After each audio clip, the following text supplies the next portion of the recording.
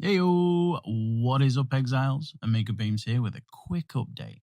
So, the dust is settling on all the information that we've been provided by Grinding Gear Games and the plethora of interviews from Ziggy D to DM and my boy Talkative Try following that enormous 0.3 reveal. So, the third edict, what is it bringing to the table?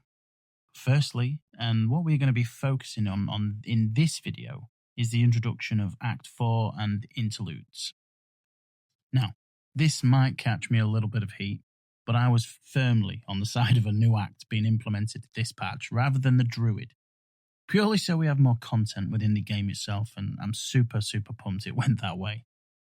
Although, as a plus, Jonathan has confirmed the Druid is coming in 0.4 this December, and it only didn't make the cut as there were animation issues.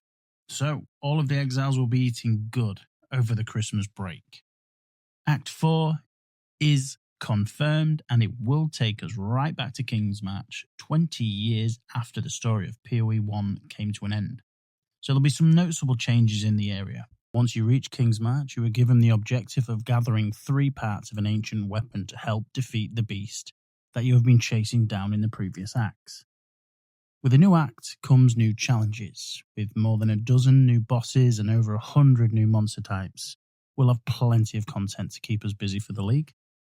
Now, the Act 4 map feels very open and has a non-linear approach, meaning you can set sail to any of the islands from the very start. Each one of these 8 islands has its own bosses, unique quests and objectives that you'll want to do, all with different loot and static rewards. Inevitably, the main objective is piecing together the great weapon to move on to the next act. But we don't have Act 5 yet. So, GGG has included Interludes.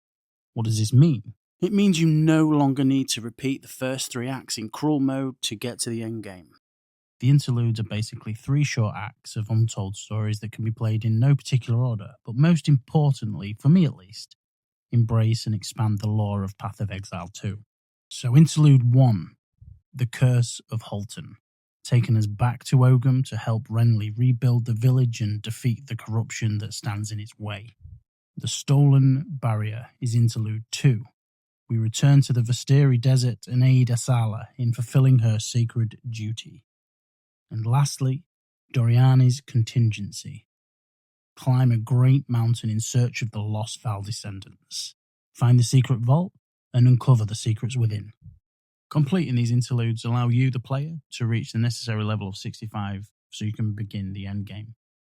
The interludes boasts 19 new areas and 12 new bosses that are included in the short stories. But don't worry, all of that content that is included isn't going to waste. Everything I've mentioned will be included within the endgame, which is great news, because it'll give us blasters more content to explore and experience when mapping the Atlas.